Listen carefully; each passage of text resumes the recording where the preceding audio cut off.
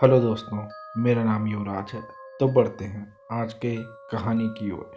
ये जो कहानी मैं आपको सुनाने जा रहा हूँ, यह एक सच्ची घटना है जो मेरे ही एक दोस्त के साथ घटित हुई थी। यह घटना आज से लगभग कुछ सालों पहले की होगी। इस कहानी में मैं उस चरित्र का नाम तो नहीं बता सकता, लेकिन कहानी को जारी रखने के लिए हम उसका नाम रानी दे देते। तो बात इस तरह से शुरू हुई कि रानी अपने ससुराल में अपने परिवार के साथ खुश थी। उसके दो बच्चे थे, एक लड़का और एक लड़की। लड़की का उम्र 2.5 साल और लड़की 1 साल की थी।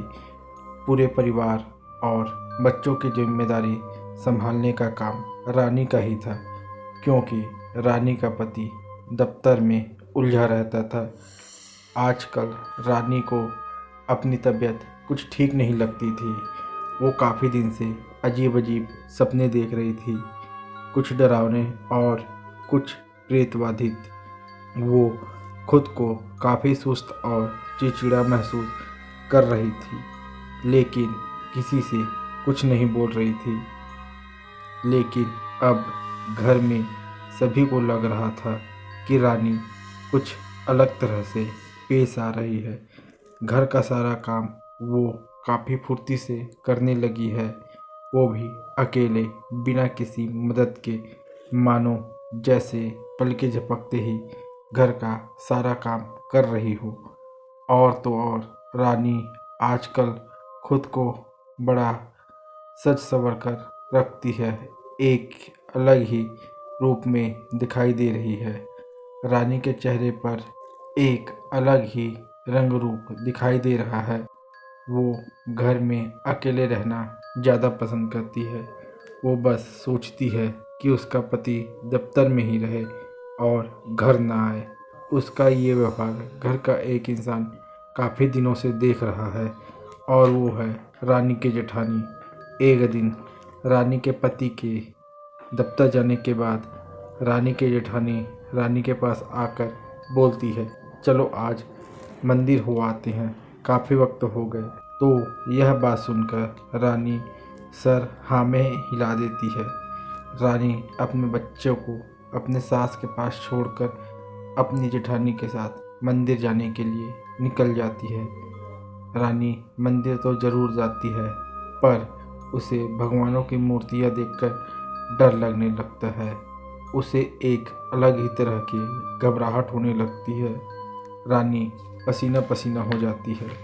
यह देखकर रानी की जेठानी उसे मंदिर से बाहर ले आती है और बोलती है कि अंदर में काफ़ी ज़्यादा भीड़ होने के कारण शायद उसकी तबीयत बिगड़ गई है। लेकिन रानी की जेठानी अंदर ही अंदर समझ जाती है कि रानी ठीक नहीं है, उसके साथ कुछ तो गलत हो रहा है। अब शाम हो चुकी थी। रानी और उसकी जेठानी घर आ गए थे, लेकिन रानी की तबीयत अब और भी ज़्यादा बिगड़ गई थी। उसे अब तेज बुखार था।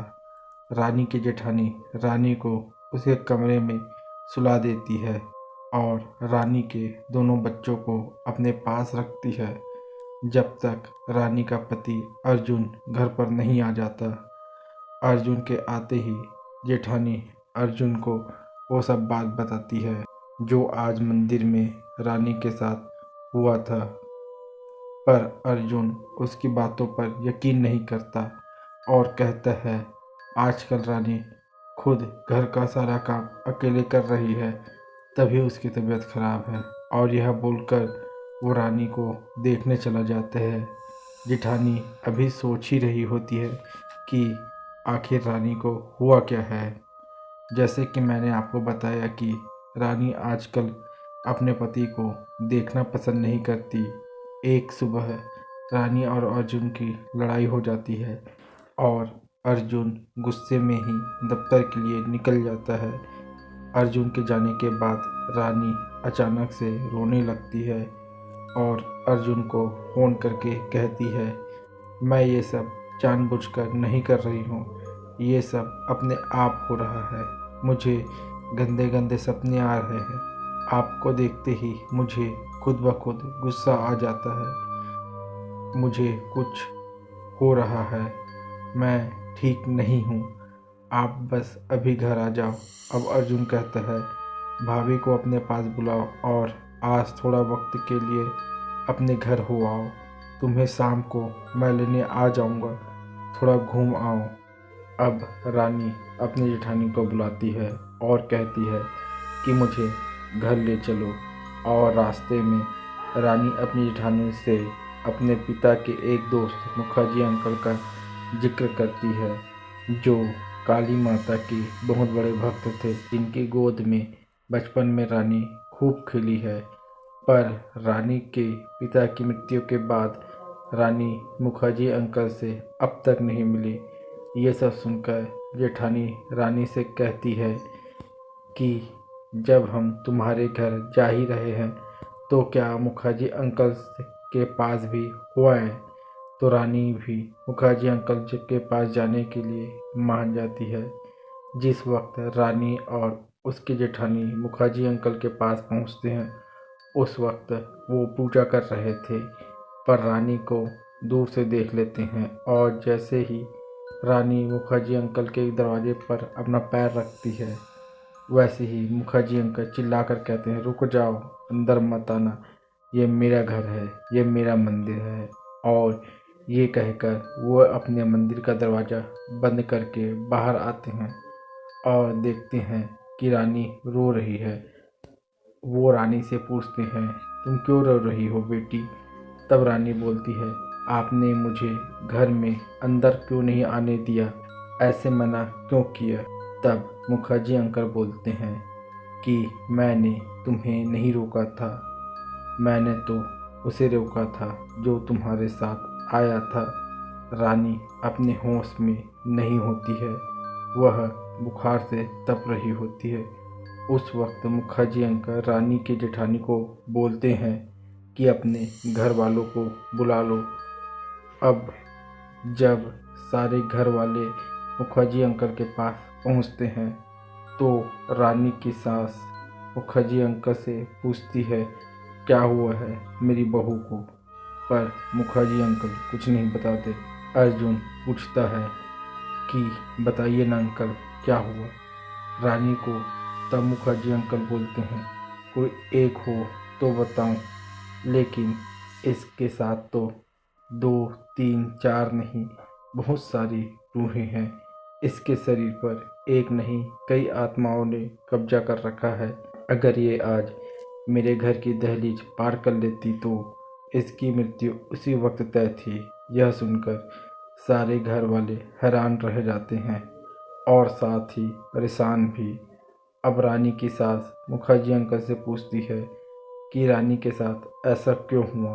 तब मुखर्जी अंकल रानी के माथे पर अपना अंगूठा रखते हैं और कुछ देर के लिए अपनी आंखें बंद कर लेते हैं।